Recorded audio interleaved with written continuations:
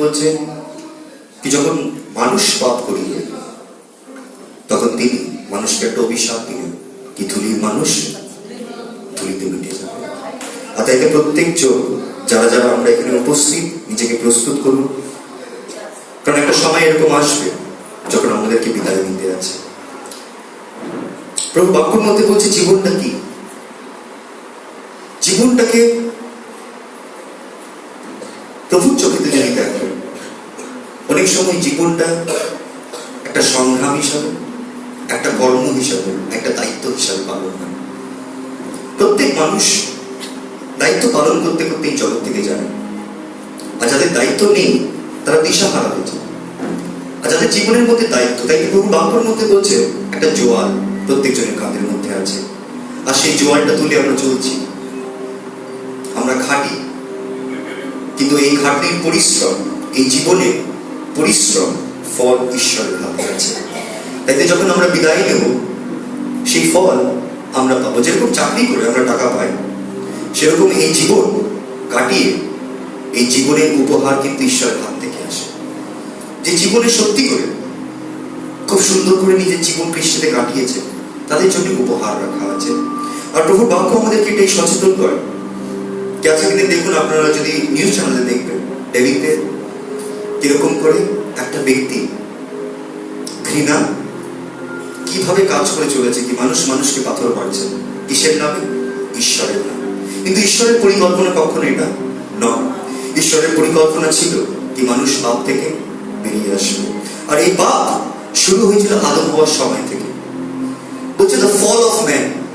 What is the fall of man? We need to understand that. There is a chapter in the book of Genesis. আদি পুস্তকের মধ্যে একটা অধ্যায় আছে, যে অধ্যায়ের মধ্যে বলছে মানুষ পড়ে যাওয়া, মানুষত্ব পড়ে যাওয়া মানুষের। আর এই মানুষত্ব আজও পর্যন্ত মানুষের লড়ছে।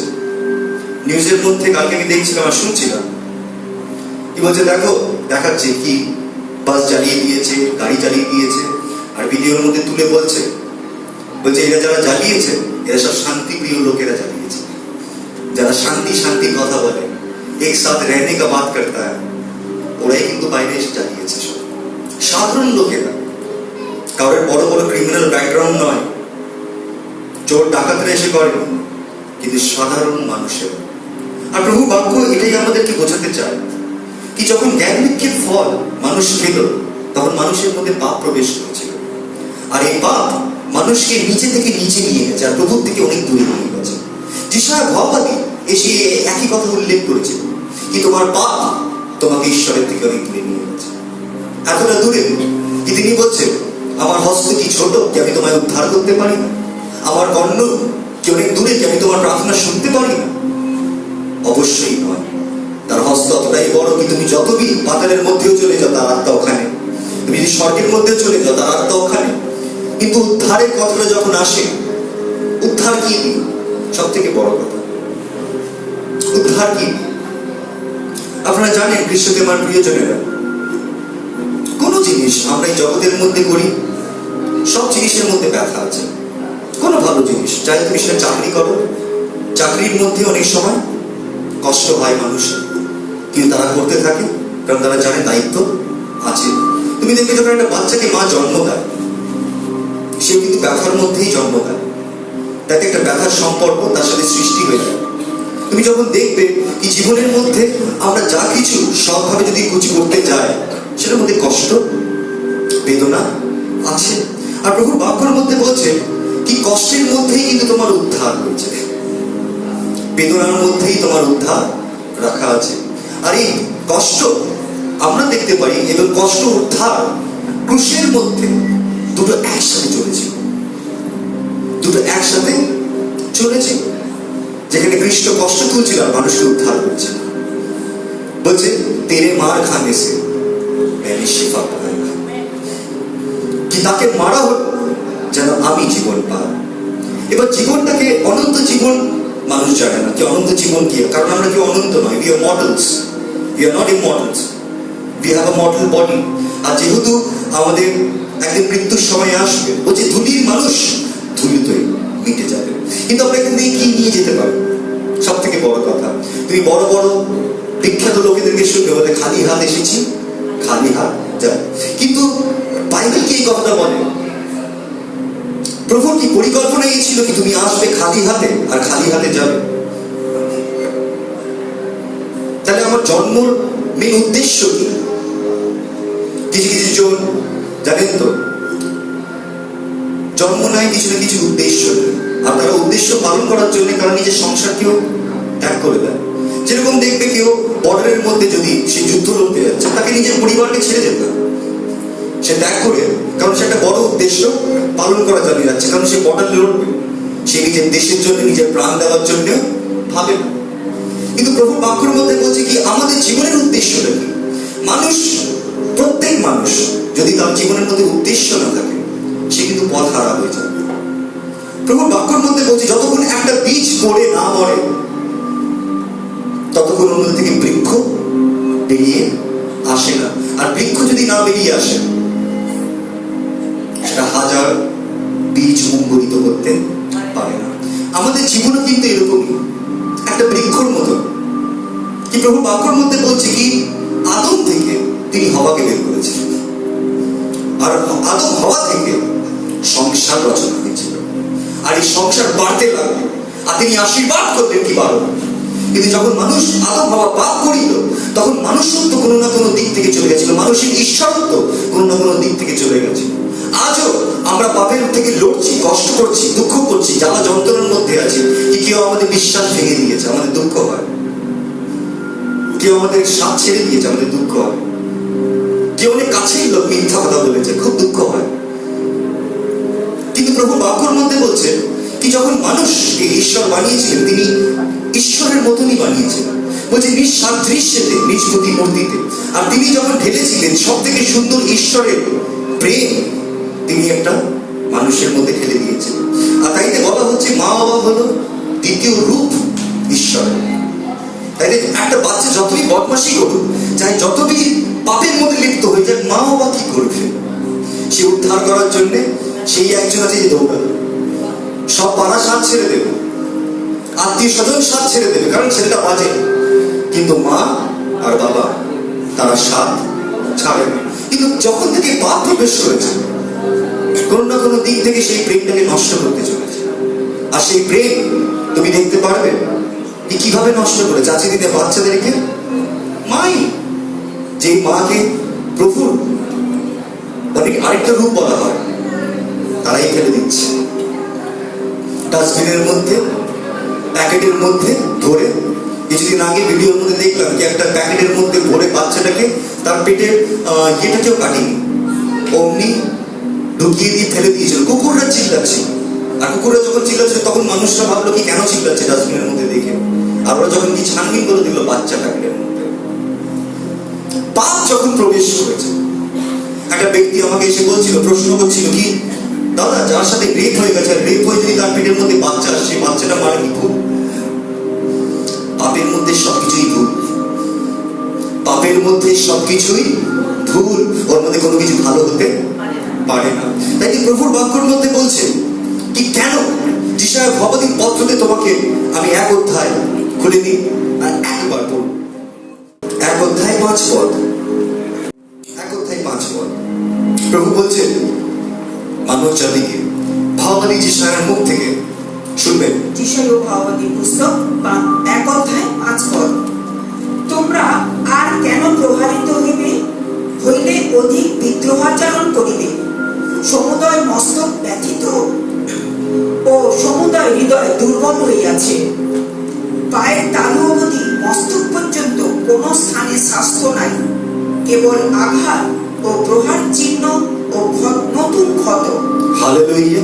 প্রভু বাক্যের মধ্যে বলছে কি কোন মাথা থেকে নিয়ে পা পর্যন্ত কোন জায়গায় স্বাস্থ্য। আজকে দেখুন আমাদের এই অবস্থা, কোনো না কোনো দিকে আমাদের স্বাস্থ্য নাই, কোনো না কোনো দিকে আমরা কোনো না কোনো রোগ নিয়ে লড়ছি। প্রভু বাক্যের মধ্যে বলছে কি কেন তোমাকে আমি আর প্রহার করবো? কিসের জন্য তোমাকে আমি এত প্রহারিত কেন করবো? তুমি এত কষ্ট কেন করবো? মানুষের রীতিমতন প্রভুর কাছে কাঁদে উদ্ধারের জন্য, প্রভু উদ্ধার করো, প্রভু উদ্ধার করো। কিন্তু প্রভু বলছে উদ্ধার এবং ব্যথা ক্রুশের মধ্যে সাথে সাথে চলেছিল। আর সাথে সাথে আমাদের জীবনের মধ্যে যে কেউ প্রভুর পথে চলতে চায়, প্রভু বলছে আমার ক্রুশটাকে কাঁধে তুলে নাও। আর এই ক্রুশটা কি? মানুষরা অনেক সময় এই ক্রুশটাকে বুঝে উঠতে পারে না। কি ক্রুশটা কি? ক্রুশ আসল বোঝা যায় যখন একটা মানুষ সৎ পথে চলার চেষ্টা করে, যখন একটা মানুষ সত্য পক্ষে দাঁড়ায়, যখন একটা মানুষ নিজের হৃদয়ের মধ্যে নির্ধারিত করে যে আমি ঈশ্বরের সাথে চলব, তখন তুমি বুঝতে পারবে যে তোমার বিরুদ্ধে অনেকজন দাঁড়াবে, তোমার বিরুদ্ধে অনেক সমালোচনা হবে। You will be the outcast of every church. আমি আপনাকে বলে দেব, তুমি যদি আজকে দিনে সত্য ধারণ করো, আমি বলছি এই মন্ডলী, এই খ্রিস্টান মন্ডলীর মধ্যেও অনেকজন তোমাকে মন্দ চোখে দেখবে, কারণ তুমি সত্য বলছো। অনেকজন তোমার বিরুদ্ধে দাঁড়িয়ে যাবে এই মন্ডলীর মধ্যে, কারণ তুমি প্রভুর পথে চলছো। প্রভুর বাক্যের মধ্যে বলছে কি আশ্চর্য জ্ঞান করিও না, যখন তুমি আমার পথে সৎভাবে চলবে, আশ্চর্য জ্ঞান করিও না কি কেউ তোমায় ঘৃণা করছে। মনে রাখবে, যদি তোমায় কেউ ঘৃণা করে তার আগে তারা আমারই করেছে। প্রভু যখন এই জগতের মধ্যে এসেছিলেন, তিনি সত্যকে প্রকাশ করেছিলেন, সত্য সহিত তিনি সাক্ষ্য বহন করেছিলেন, কিন্তু সত্য মেনে নেওয়ার ক্ষমতা ছিল না জগতে, কারণ মিথ্যার জীবন আমরা পালন করছিলাম। তাই তিনি ফরাসিদেরকে দেখে বলেছিলেন কি তোমরা ঢোগী, তোমরা বাইরে পরিষ্কার করো, ভিতরে নয়। তোমরা সেই কবরের মতো যেটা বাইরে সাজানো কিন্তু ভিতরে অস্থি নোংরা। প্রভু আমাদেরকে সচেতন করার চেষ্টা করছে কি একমাত্র খ্রিস্টেতেই আমাদের উদ্ধার আছে। কিন্তু খ্রিস্ট এত জলদি উদ্ধার দেয় না পাপীকে, এত জলদি নয়। যতক্ষণ এই কষ্ট, ব্যথা, বেদনা নিজের কাজ সাধন না করে তোমার হৃদয়ের মধ্যে, ততক্ষণই কষ্ট উঠবে না। তাই প্রত্যেকজন যারা যারা প্রভুর পথে চলার চেষ্টা করেছে, তারা ব্যাখ্যা করেছে বাক্যর মধ্যে, রোমীয় 7 অধ্যায়ের মধ্যে খুব সুন্দর করে সাধু পল ব্যাখ্যা করছে একটা যুদ্ধ, পাপের সাথে যুদ্ধ। আর এই যুদ্ধটা কোনো মানুষের সাথে নয়, কিন্তু নিজের সাথে, নিজের আচরণের সাথে, নিজের ব্যবহারের সাথে। কারণ তুমি দেখতে পাচ্ছ কি সব জায়গায় সব মানুষেরা নিজের মতো করে চলছে। আজকে দেখুন, একটা সাধারণ ছেলেও যদি 10টার সময় সে বাড়িতে ফেরত যায়, তার বন্ধুরা বলে কি মেয়ে নাকি, কিন্তু বুঝতে পারছে না বাবাকে 10টার সময় টাইম দিয়েছে। ও নিজের বাবা যদি বাধ্য হতে চায়, তো বন্ধু বান্ধবদের সামনে সে খারাপ হয়ে যায়। তাই আজকে দিনে সবাই অবাধ্য আচরণ নিয়ে চলে, বাড়ির মধ্যে ঝগড়া করে, লড়াই করে, থাকার জন্য, চলার জন্য। কিন্তু প্রভুর বাক্যের মধ্যে বলছে তুমি কেন বিন্দু আচরণ করিয়াছ, কেন তোমাকে অপহরিত করবে। দেখো, তোমার মাথা থেকে নিয়ে পা পর্যন্ত এক জায়গাও স্বাস্থ্য নয়। তোমার হৃদয় ক্ষত বিক্ষত হয়েছে, তোমার হৃদয়ের মধ্যে এত প্রহার করা হয়েছে কি তুমি এখন বিশ্বাস করতে পারো না, ভয়তে জীবনযাপন করছো। কেন? কেন? প্রভুর বাক্য আমাদেরকে সচেতন করে কি একমাত্র ঈশ্বরের রক্ত আমাদের সকল পাপকে ধুয়ে মুছে দিতে পারে, তিনি আমাদেরকে উদ্ধার করতে পারেন। কিন্তু এই উদ্ধারের মূল্যটা যতক্ষণ বুঝবে না, ততক্ষণ উদ্ধার নেমে আসবে না। এই মূল্য কি? এই মূল্য কি? এই রক্তের মূল্যটা কি, যেটা আমার জন্য ক্রুশিতে বাঁধানো হয়েছে। 2000 বছর থেকে, যখন থেকে ছোট দিয়ে বড় হয়েছে, আমি জানি খ্রিস্ট ক্রুশের মধ্যে মরেছে। এখানে অনেকজন রয়েছে যারা আত্মাতে এগিয়ে গিয়ে খ্রিস্টের সাথে চলছে। অনেকজন এখানে আছে যারা আত্মাপ্রাপ্ত, যাদের মধ্যে আত্মা বাস করে। অনেকজন আছে যেটা সঠিক, তারা খুব ভালো বোঝে, কিন্তু কোনো না কোনো দিক থেকে আমরা গড়ে উঠতে পারছি। আর যুদ্ধটা কিন্তু এখানে বলছে যে ধার্মিকতার জন্য তৃষ্ণার্ত, ক্ষুধার্ত এবং তৃষ্ণার্ত তাকে তৃপ্ত করা হবে। তার মানে কি? যতটা খিদে অতটাই পাবে। তার মানে তোমার হাতের মধ্যে রয়েছে পরিবর্তন, তোমার হাতে, অন্য কারণ নয়। প্রভু এসে চাপ দেবে না পরিবর্তনের জন্য, কিন্তু প্রভু এসে বাক্য দেবে। বাক্য তোমার মধ্যে চেতনা জাগাবে, আর ওই চেতনা পেয়ে তুমি কি করছো সেটা তোমার ব্যাপার। তাই আজকের দিনে এখান থেকে যতজন ঢুকছো, এখানে ঢুকে যাবে তখন ঈশ্বরের কাজ শুরু, কিন্তু যেই বাইরে পা দেবে ওখানে গিয়ে আবার অপেক্ষায় আছে তোমার। প্রলোভন নিয়ে, নানান প্রকারের প্রলোভন নিয়ে অপেক্ষায় আছে। কেন জানেন তো, প্রত্যেকটা চার্চের বাইরে দিয়াবলের বাস আসে। কেন বলছি জানেন তো? ওটা কি বাস? যেই চার্চ থেকে ছেলে খাই পায়, মানুষরা দৌড়ায় পাপ করার জন্য। দিয়াবল আগে থেকেই তাদের মাথাটাকে, তাদের মনটাকে নিজের হাতের মধ্যে নিয়ে নেয়। শেষ হওয়ার আগে তাদের মন তাদের হাতের মধ্যে চলে আসে। কিন্তু ধন্য সেই ব্যক্তি যে ঈশ্বরের সাথে বাস করে, ধন্য সেই ব্যক্তি যার সাথে সাথে ঈশ্বর চলে, কারণ সেই ব্যক্তি আছে যার মধ্যে থেকে ঈশ্বরত্ব বেরিয়ে আসবে। প্রভুর বাক্যের মধ্যে বলছে, তোমার জন্য কোনো কিছুই অসম্ভব হবে না। পাহাড়কে বলো পড়ে যেতে, যদি বিশ্বাস করো তুমি আমার উপরে, সেও বাধ্য হবে তোমার শুনতে। তিনি এসে দেখিয়েছিলেন কি মানব কেন খ্রিস্ট দেহ ধারণ করেছিলেন, কারণটা কি? প্রভু বাক্যের মধ্যে বলছে, জ্ঞান বৃক্ষের ফলকে যখন তারা খেলো, জীবন বৃক্ষকে তারা আলাদা করে দিয়েছিল। বলছে সেরুফিন কেরুবিন দুধ দিয়ে জীবন বৃক্ষকে আলাদা করে দেওয়া হয়েছিল। তারপর প্রভু বাক্যের মধ্যে হিব্রু পুস্তকে 10 অধ্যায়ের মধ্যে আমরা যখন দেখি, সেখানে বলছে, এই তো প্রভু আমার বিষয় তুমি লিখেছো, আমি তো এসেছি তোমার ইচ্ছা পালন করার জন্য। স্বর্গের মধ্যে বড় বৈঠক বসেছিল, কে যাবে মানুষের উদ্ধারের জন্য। তখন সেই জীবন বৃক্ষ উঠে দাঁড়িয়ে বলেছিল, এই তো প্রভু আমার বিষয় তুমি লিখেছ, আমি যাব। আর সে এই জগতের মধ্যে নেমে আসলে মানুষ রূপে, যে মানুষের পতন করেছিল দিয়াবল, যে মানুষকে পুরো ঠকিয়ে পুরোপুরি ভাবে শক্তি কেড়ে নেওয়া হয়েছিল দিয়াবল, আর সে দিয়াবলের দাসের নাই জীবন যাপন করছিল।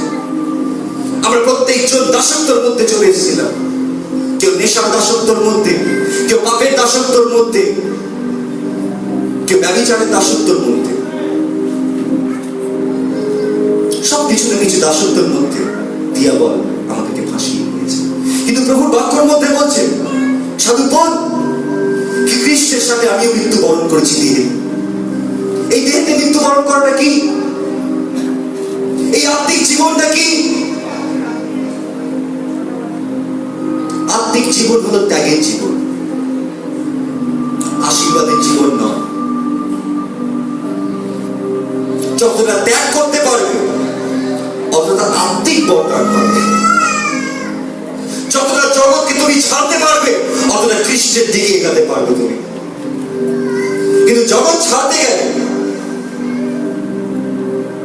সেসব বন্ধু বান্ধবদেরকে ছাড়তে হবে। জগৎ ছাড়তে গেলে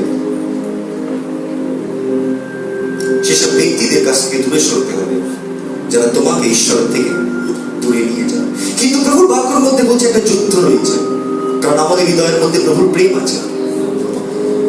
প্রভু আমাদেরকে আহ্বান করেছে, আর এই প্রেমের মধ্যে সংগ্রাম সবসময় থাকে। এদের যত জন প্রেম করেছে তারা সংগ্রাম করেছে, এই জগতের মধ্যে লড়েছে।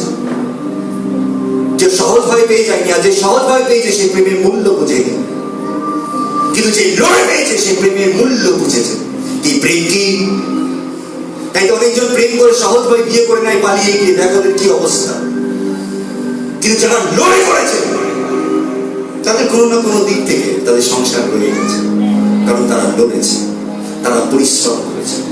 প্রভু বাক্যের মধ্যে বলছে কি আমাদেরকে সচেতন করা হচ্ছে, বলছে যে কি অর্থমণ্ডলী পথ প্রস্তুত করো তাদের জন্য, কারণ পবিত্রগণরা এর মধ্যে হাঁটিবে। যদি কেউ দুর্বল থাকে, নিজের পাকে শক্তিযুক্ত করো, কারণ এর মধ্যে হাঁটতে হাঁটতে তুমি শক্তি প্রাপ্ত হবে। তুমি দুর্বল আছো, তোমাকে দেখে মনে হচ্ছে অসম্ভব, কিন্তু প্রভু বলছে যেটা মানুষের জন্য অসম্ভব সেটা প্রভুর জন্য সম্ভব। হালেলুয়া! এটা আমরা মনে করি কি হয়ে উঠবে না, আমরা মনে করি কি হয়ে উঠবে না। আমরা প্রার্থনা করি, প্রভুর কাছে প্রার্থনা করি, কিন্তু প্রভু কোনো না কোনো দিকে আমার মনের মধ্যে কাজ করছে। তিনি আমার মনের মধ্যে সেই সব বন্দিগুলো, জায়গাগুলোকে ভাঙার চেষ্টা করছে, যেন আমরা ভেঙে বেরিয়ে আসতে পারি। সেই সব জায়গা থেকে ভেঙে বেরিয়ে আসতে পারি যেসব জায়গা আমাকে আটকে রেখেছে, যেসব জায়গা আমাকে ধরে রেখেছে, যেসব জায়গাগুলো আমাকে নিচে নামিয়ে রেখেছে। আমার মনে হয় না আমি করতে পারবো, আমার মনে হয় না আমি যেতে পারবো, আমার মনে হয় না আমি উঠতে পারবো, আমি মনে হয় না আমি দাঁড়াতে পারবো, আমার তো পায়ে ব্যথা, আমি চলতে পারবো না।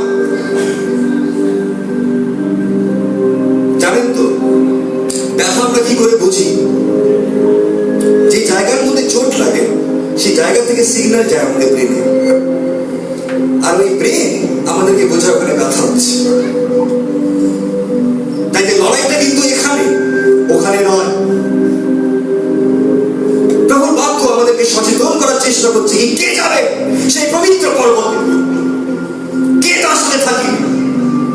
সেই যাকে কষ্ট দিলে বদলায় না, সেই যে মিথ্যা সাক্ষ্য দেয় না, সেই যে নিজের বন্ধুদের নিন্দা করে না, সেই আজকে নিন্দা করার বস্তু নেই। এখানে কে ধার্মিক আছে? সবার বিষয় নিন্দা করা যায়। তাই দেখবে যদি কেউ যুদ্ধের মধ্যে নামে, সব থেকে প্রথমে খুঁজবে কি এর দুর্বলতা কি। দুর্বলতা একটা না একটা হবে। প্রত্যেক মানুষের মধ্যে দুর্বলতা আছে, তারা দুর্বলতা খোঁজে। আর প্রভু আমাদেরকে সচেতন করছে কি যারা খ্রিস্টতে থাকে, হতে পারি আমরা দুর্বল, কিন্তু খ্রিস্টের অনুগ্রহ আমাদেরকে সম্পূর্ণ করে। খ্রিস্টের অনুগ্রহ যাদের সাথে থাকে তারা সম্পূর্ণ লাভ হয়। কি তুমি পড়ে যাবে না যদি বা তুমি দুর্বল। কিছুজন রয়েছে যারা লড়তে লড়তে রীতিমতো নাচছে, তারা ছাড়তে পারছে না, কারণ তাদেরকে ধরে রেখে দিয়েছে, দিয়াবল বন্দি করে রেখে দিয়েছে।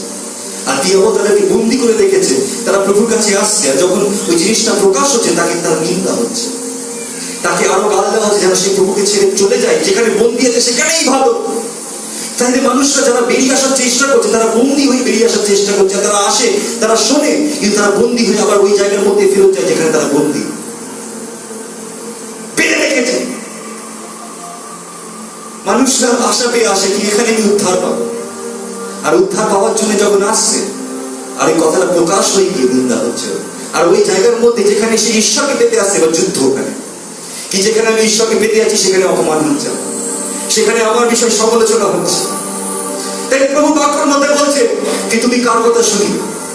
তুমি যদি জগতের কাছ থেকে আশা করে থাকো, তুমি এই পথের মধ্যে চলতে পারবে না। তুমি যদি নিজের সংসারকে দেখে আশা করে থাকো, তুমি এই পথের মধ্যে চলতে পারবে না। কিন্তু যে ঈশ্বরের দিকে আশা করে চলে, সেই একমাত্র এই পথের মধ্যে চলতে পারে। কারণ জগতে যেখানে আশা শেষ, সেখানে ঈশ্বর থেকে আশা শুরু হয়। তাই আমরা অনেক সময় সবকিছু করিনি ঈশ্বরের কাছে আসার আগে।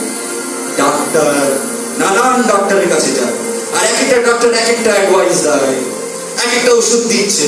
কোন ডাক্তারের কাছে যাবো? এই ডাক্তারের কাছে গেলে আরেকটা ওষুধ দিচ্ছে, ওই ডাক্তারের কাছে গেলে আরেকটা ওষুধ দিচ্ছে। সবাই যে যা পড়াশোনা করেছে ওই পড়াশোনা দিয়ে আমাদেরকে বোঝাবার চেষ্টা করছে কি শেষের দিকে তারাও হাত তুলে দিয়ে বলবো ওইদিকে যাও। আরে তোমরা ধন্য যারা ঈশ্বরকে চিনেছ। তোমাকে ডাক্তারের কাছে যাওয়ার আগে তোমরা ঈশ্বরের কাছে চলে আসছো। তোমরা সব ধন্য, কারণ তোমাদেরকে দৌড়াতে হচ্ছে না, তোমাদেরকে সেই মানুষের উপরে বিশ্বাস করতে হচ্ছে না যে মানুষ মানুষকে ঠকাতে পারে। তুমি আর ওই জায়গায় নিচ্ছ না, কারণ তোমার নির্ভরতা মানুষের উপরে নয়। তাই একটা গান রয়েছে, মানুষ মানুষকে কি দিতে পারে?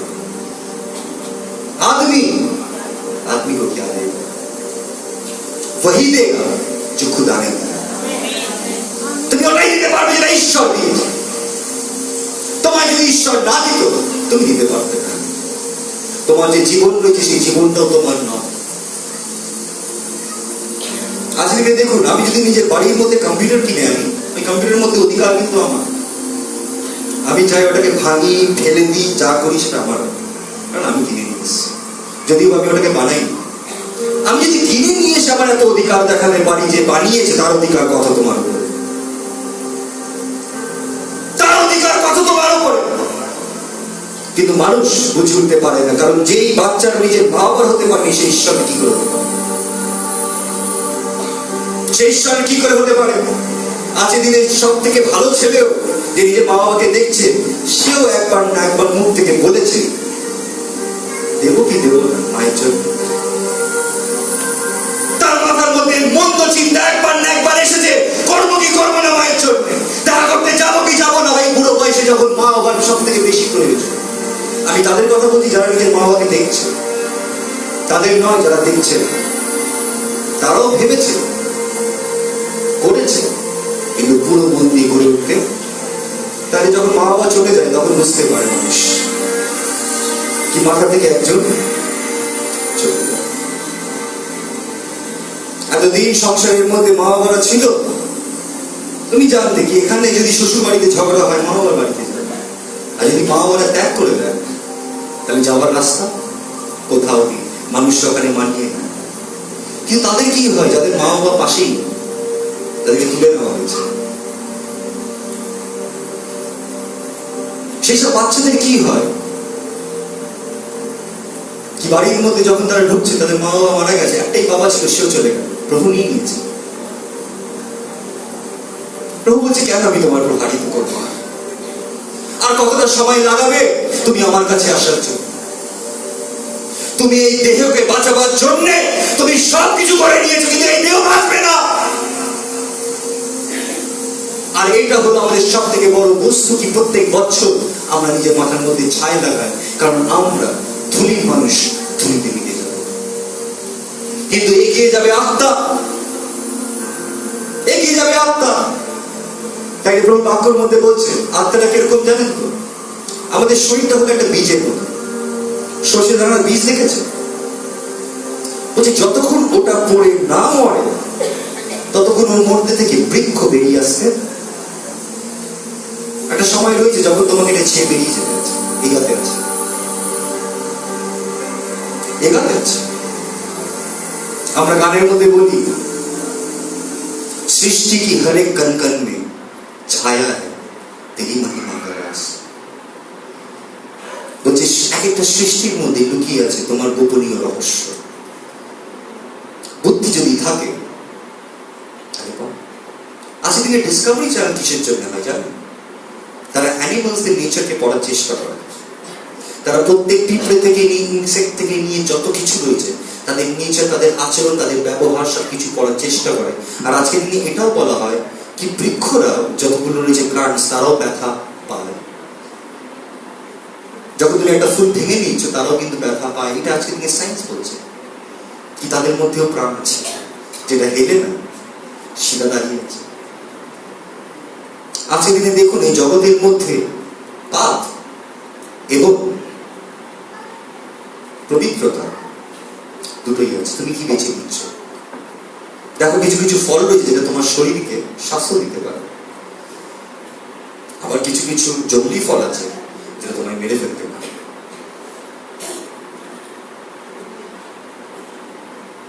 আর ওইসব ফল দিয়ে মানুষরা জঙ্গলি ফল থেকে বের করছে যত রকমের নেশা। আপনি জানেন আমি যে আপনার সামনে দাঁড়িয়ে রয়েছে এমন কোনো নেশা নেই যেটা আমি চাখিনি, সোজা বলছি। এমন এমন নেশা চেখেছি যেটা আপনার ধারণার বাইরে, মানুষকে স্বর্গেতে নিয়ে চলে যেতে পারে। কিছু কিছু জিনিস রয়েছে অ্যাসিড, যেটা খাবে তুমি অটোমেটিকলি তুমি কালার দেখতে পারো। কিরকম রং, যেরকম জলের মধ্যে যদি কেরোসিন তেল ফেলে দাও একেবারে রঙিন হয়ে যায়। কিছু কিছু কিছু কিছু ড্রাগ এমন রয়েছে যেটা তোমার চোখে পাওয়ারটাকে বাড়িয়ে দিতে পারে। তুমি যখন খাবে তুমি অনেক দূর অব্দি দেখতে পারো। আর মানুষরা কিছুক্ষণের জন্য এসকেপ করার জন্য তারা বোঝে না, তার মধ্যে ঢোকে আর 3-4 ঘন্টা তাদের জীবনে উঠে যায়। কি করে জানেন? ওই নেশার মধ্যে। আর যখন তারা ফেরত আসতে চায় তারা টাইম আর কাটাতে পারে না, কারণ তারা অভ্যস্ত। তারা জীবনের 18 ঘন্টা করে বেঁচেছে রোজ, বা 20 ঘন্টা করে, বা 10 ঘন্টা করে, বা 4 ঘন্টা করে। কতক্ষণ নেশা করছে? জীবনের চুরি হয়ে গেছে। প্রভু বাক্যের মধ্যে বলছে দিয়াবা চুরি করতে আসে, হত্যা করতে আসে, ধ্বংস করতে আসে। সে চুরি করে দেবে জীবন, সে হত্যা করে দেবে তোমার বাচ্চাদেরকে তুমি যদি সতর্ক না থাকো। সে নষ্ট করে দেবে সবকিছু যেটা তুমি প্রেম করো, যেটা তুমি পছন্দ করো। সে তোমায় বাধ্য করে দেবে যেন তুমি তার মতন হও।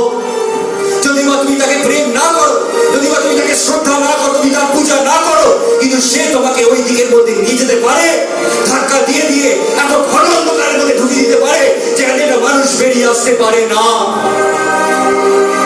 আর এই ঘন অন্ধকারের মধ্যে ঈশ্বর নেমে এসেছিলেন সেই দীপ্তি হয়ে। আর এই দীপ্তির মধ্যে আজও তার বাক্যের জ্যোতি রয়েছে। যতদিন বাক্য আছে ততদিন এই জগতে উদ্ধার আছে। আজ এই দিন এই বাক্য উঠে যাবে, সেদিনকে উদ্ধার উঠে যাবে। তুমি যদি আজ বাক্য পেয়ে থাকো, নিজের হৃদয়কে কঠিন করিও না, কিন্তু গ্রহণ করো ঈশ্বরের বাক্য। আর তাকে বলো তুমি ধন্য, যুগে যুগে অনন্তকাল তুমি ধন্য। আর প্রভু আমাদেরকে আজকে দিনে সচেতন করার চেষ্টা করছে কি তুমি প্রত্যেক ব্যক্তি যতক্ষণ মন পুরোপুরি হয় পরিবর্তন। পরিবর্তন কি জানেন? আমি আমি যেভাবে বেঁচেছিলাম সেভাবে আমি আর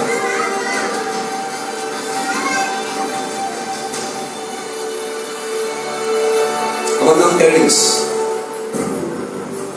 যেই দিন আমি প্রভুকে বেছে নিয়েছি আমার জীবনের মধ্যে পরিবর্তন আসতে শুরু হয়েছে। টেরেন্সকে মরতে হবে যেন ঈশ্বরের আত্মা আমার মধ্যে বাস করতে পারে। আমার আচরণকে মরতে হবে, আমাকে কে মরতে হবে, কারণ এইটার মধ্যে অনেক ইনসিকিউরিটিস আছে যেটা আমাকে অনেক অন্ধকারের মধ্যে ঢুকিয়ে দেয়। এটার মধ্যে অনেক খামিয়া আছে, অনেক দুর্বলতা আছে যেটা আমাকে একটা টেনে নিচে নিয়ে আসে। একটা ব্যক্তি বলছে কতটা সহ্য করবে, বলছে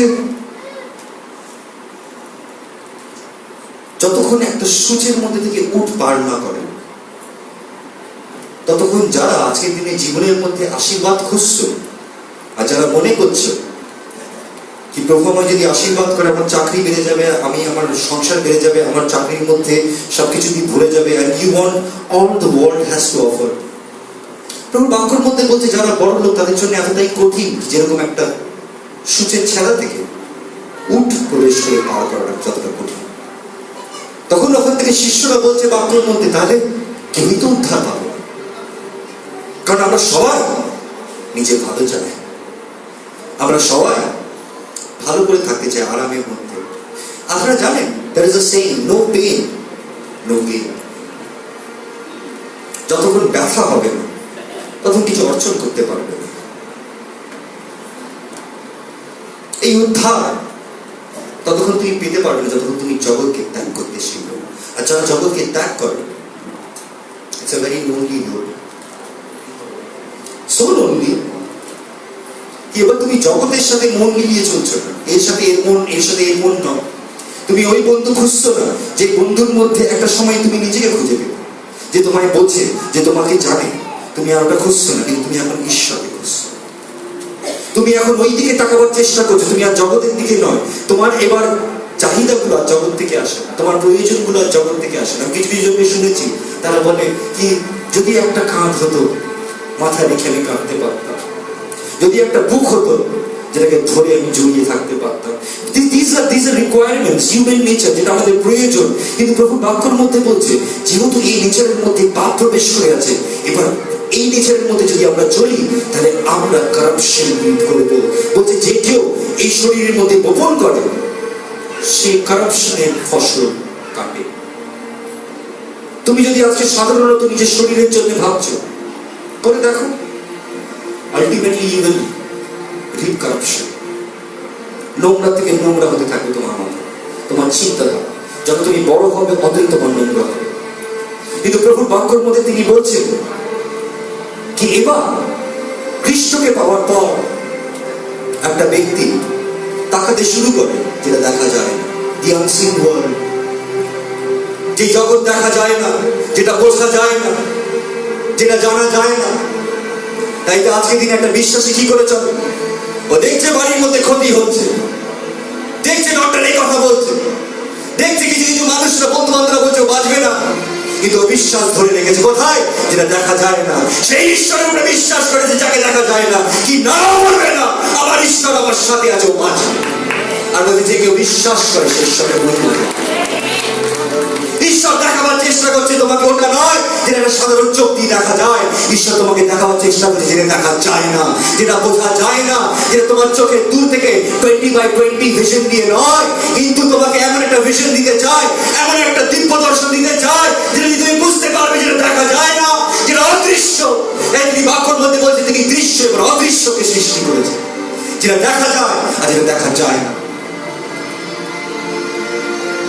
আজও বড় বড় বিখ্যাত সায়েন্টিস্টরা বড় বড় টেলিস্কোপ আবিষ্কার করছে, স্বর্গের দিকে দেখছে, যত বড় দেখছে ততই বড় দেখছে স্বর্গ। তবে আমার প্রস্তুতি নিচ্ছে কি আরো বড় বানাতে। আজ আমরা 21st সেঞ্চুরির মধ্যে আছি, স্বর্গ 1% শুধু আমরা দেখেছি, 1%, 99% এখনো আনসিন। সমুদ্র 7খানা সাগর রয়েছে, 7খানা সাগরের মধ্যে 3% শুধু ডিসকভারি হয়েছে। 97% এখনো দেখা হয়নি। তোর বাক্যর মধ্যে বলছে বিশ্বাস করতে শেখো। তোমার ধারণা অনেক ছোট আমাকে ধরে রাখার জন্য, তোমার পাত্র অনেক ছোট আমার আশীর্বাদের জন্য। প্রভু বলছে যতক্ষণ তিনি বড় পাত্র আনবে না তিনি ঢালবেন না। পাত্র বড় করো যদি ঈশ্বরের আশীর্বাদ চাও, পাত্র বড় করো কি করে? তোমার মন বড় করতে হবে, তোমার হৃদয় বড় করতে হবে, তোমার সেই থালাটা বড় করতে হবে যেই থালা দিয়ে তুমি অন্যজনকে খাওয়াচ্ছ। বাক্যর মধ্যে বলছে যেই ভাবে তুমি অন্যজনের প্রতি করছো ওই একই পরিমাণ আমি তোমার প্রতি। আর প্রভু তোমার পরিমাণ দেখে, তোমার ওই পাত্রের পরিমাণ, কারণ তুমি এত অল্প দিতে পারো, তোমার ছোট পাত্র দেখে তিনি দুঃখিত হবে। কারণ তিনি সাধারণ কাজ করেন, তিনি যখন কাজ করেন তিনি অসাধারণ কাজ করেন। তাই তিনি নিজেকে প্রস্তুত করুন কি তোমাকে প্রভু আহ্বান করেছে, অনন্ত জীবনের জন্য আহ্বান করেছে। এই সংসারের সবকিছু ছেড়ে যেতে আছে, সবকিছু। প্রশ্নটা হলো কখন? কিছু কিছু জন এখানে বসেছে, তাদেরকে জিজ্ঞেস করুন স্বামী হারিয়ে বসে আছে, তোমার স্বামী আছে। কিছু কিছু এখানে আছে মারা বাচ্চা হারিয়ে বসে আছে, তোমার বাচ্চা আছে। কিছু কিছু জন এখানে আছে যার কেউই নেই, অনাথ, সে জানে না আজকে কি খাবো কালকে কি খাবো, কিন্তু তোমার আছে। কিন্তু একদিন সব কেড়ে নেবে এক ঝটকা, সব। তাইতে বলছে এই ভয়াবহ রাস্তা দিয়ে আমি চলতে নিজে থেকে পারবো না, ঈশ্বরের হাত ধরে চলতে হবে। আর ঈশ্বরের হাত ধরে চলতে গেলে জানেন তো বাক্য শুনতে শুধু তারাই আসে যারা পরিবর্তন হতে চায়। তারা প্রত্যেক দিন আসে না যারা পরিবর্তন হতে চায় না। যারা আশীর্বাদ পেতে চায় তারা সপ্তাহে একবার আসে। যারা কোনো কাজের সমাধান খুঁজতে চায় তারা মাসে একবার আসে। কিন্তু যারা প্রত্যেক দিন আসে বাক্য শুনতে তারা পরিবর্তনের জন্য আসে। আমি বলি কেমন জানেন? কারণ প্রভু বলছে মানুষ কেবল রুটিতে নয়, তোমাকে যদি ঈশ্বরের জন্য বাঁচতে হয় তোমাকে এটার খাদ্য প্রয়োজন। তুমি যদি আত্মিক জীবনে চলতে চাও তোমাকে এই খাদ্য প্রয়োজন। তুমি এই জগতের জীবনের মধ্যে যদি চলতে চাও, তুমি আমায় বলো এক সপ্তাহ খাদ্য কি হয়? এক সপ্তাহে যদি একবার খাদ্য পেলে নিজের কাজগুলো করতে পারবে? কিন্তু যে রোজ আত্মিক খাদ্য পায় সে রোজ আত্মে চলতে পারে। তাইলে বলছে এক প্রান্ত থেকে অপর প্রান্ত পর্যন্ত একটা রানী ছিল যে বহু দূর থেকে সলোমনের জ্ঞানের কথা শুনতে এসেছিল। তখন ওখানে প্লেন ছিল না, ট্রেন ছিল না, কিন্তু তবুও সে জ্ঞানের কথা শুনে সে এতটাই তৃষ্ণার্ত ছিল কি সে এক কোণা জগতের থেকে আরেক কোণাতে এসেছিল। প্রভু বাক্যের মধ্যে বলছে সেই রানী উঠে তোমার বিচার করিবে, সেই রানী উঠে তোমার বিচার করিবে, কারণ সলোমনের থেকেও বড় তোমাদের সামনে একজন আছে। আর আজ আমি প্রত্যেকজনকে চক্ষুতে নয় কিন্তু এই বাক্যতে বিশ্বাস করবে, যেখানে তিনি বলছেন যেখানে 2 থেকে 3 জন আমার নামে মিলিত হয় সেখানে আমি উপস্থিত। এটা আমাদের সাধারণ চোখ দিয়ে আমরা হয়তো তাকে দেখতে পাচ্ছি না, কিন্তু এর মানে এটা নয় কি তিনি এখানে নেই, তিনি এখানে আছেন আর তিনি বসে শুনছেন। তিনি আছেন, তিনি প্রত্যেক হৃদয়ের মধ্যে ছেকে দেখছেন। তাকে বলা হচ্ছে অনুসন্ধানকারী ঈশ্বর, যে অন্তঃকরণকে। তাইলে আজকে তিনি তোমার বাইরের দিকে তিনি তাকাচ্ছেন না কি তুমি কতটা সেজে কতটা সুন্দর হয়ে এসছো, কতটা পারফিউম লাগিয়ে এসছো এই শরীরের মধ্যে, কিন্তু প্রভু তোমার ভিতরে দেখছে, ভিতরের মধ্যে কতটা গন্ধ, কি অবস্থা তিনি ওখানে পেয়েছেন। যাতে হাত তুলুন প্রভুর কাছে, সময় হয়ে এসছে কি আজকে আমরা আরেকবার স্মরণ করি যে আমাকে এক যেতে আছে। আমি জানি না কতটা দিন প্রভু আমার মাথায় লিখে রেখেছে, কিন্তু যতটা দিন লিখেছে আমি যেন এই প্রত্যেক দিন সঠিকভাবে ব্যবহার করতে পারি। আমরা নিজের দিনগুলোকে সঠিকভাবে ব্যবহার করতে পারছি, কারণ অনেকজন বাধা দিচ্ছে, অনেকজন ভিতরে ঢুকে রয়েছে, অনেকজন টানা হেঁচড়া করছে, অনেকজন পরিকল্পনা নিয়ে নষ্ট করছে। কিন্তু আমি জানি তুমি যদি একবার হাত রাখো প্রত্যেক কাঁটা সরে যেতে পারে, প্রত্যেক পাথর সরে যেতে পারে, আর আমি সেই পথের মধ্যে চলতে পারবো যে পথের মধ্যে তুমি আমার আহ্বান করছো। তাই আমি তোমার কাছে বিনয় করি, আমি পাপী, তুমি পবিত্র, আমি নিচে তুমি উপরে প্রভু। তোমার দাস দাসী তোমার সন্তান সন্তানকে তুমি ত্যাগ করিও না। দয়াবান ঈশ্বর, তুমি যাত্রা পুস্তক 33-এর মধ্যে বললে, তোমার কাছে বসিয়ে এসে বললো কি প্রভু তুমি যদি প্রীত হও তাহলে তুমি আমাদের সাথে থাকো, আমাদের আগে আগে চল না তো আমরা যেতে পারবো না, রাস্তা অনেক কঠিন। তিনি বললেন আমি তোমার সাথে সাথে থাকিব, আমি তোমার আগে আগে চলিব, আমি তোমায় ত্যাগ করিব না। যোশুয়াকে তিনি বললেন তোমার পুরো জীবন কাল আমি তোমার সাথে থাকিব। গিডিয়নকে তিনি বললেন, গিডিয়ন এত হাজার হাজার জনকে নিয়ে দাঁড়িয়েছিল, কিন্তু প্রভু বললেন এত হাজার জন নয়, আমি তোমায় মহিমা দেখাতে চাই। সরাও, বের করো, বের করো। আর শেষের দিকে গিডিয়নের সাথে 300 জন শুধু অপেক্ষায় ছিল যুদ্ধের জন্য। গিডিয়ন ভয় পাচ্ছিল কি 300 জন কি করে যুদ্ধ করবে এত লক্ষ লক্ষ ব্যক্তিদের সাথে।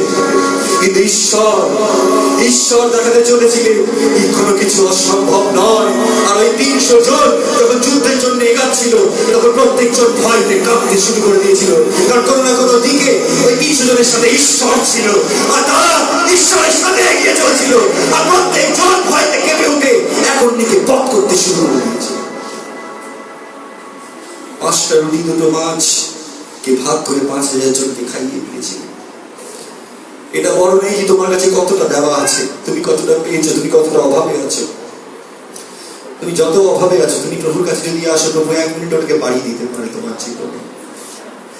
কিন্তু ওর থেকেও বড় জিনিস প্রভু তোমায় দিতে চায়। টাকা পয়সা নয়, ধন দৌলত নয়, মান সম্মান নয়, কিন্তু তোমায় জীবন দিতে চায়। তাই হাত তুলো। আর প্রত্যেক পাপ আর তোমার জীবনের শত্রু কি চিনতে শিখো। মানুষ তোমার শত্রু নয়, কেউ একজন আছে যে বিরুদ্ধে দাঁড় করাচ্ছে, কেউ একজন আছে যে মানুষের মনের মধ্যে ছাপিয়ে ছাপিয়ে বেড়াচ্ছে, এক মন থেকে আরেক মন চেহারা বদলাচ্ছে, কিন্তু শত্রু নয়। মানুষ বদলে যাচ্ছে কিন্তু শত্রু নয়, শত্রু এক।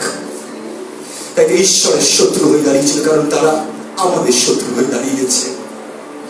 আর প্রভু বলছে আমি তোমায় কখনো ছেড়ে দেব না।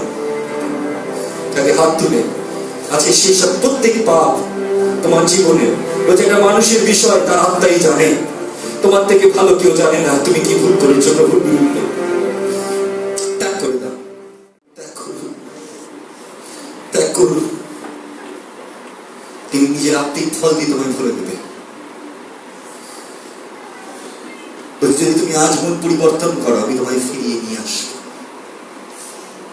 তোমার মৌলিক বস্ত্র খুলে তোমাকে ধার্মিকতার বস্ত্র পরাবো।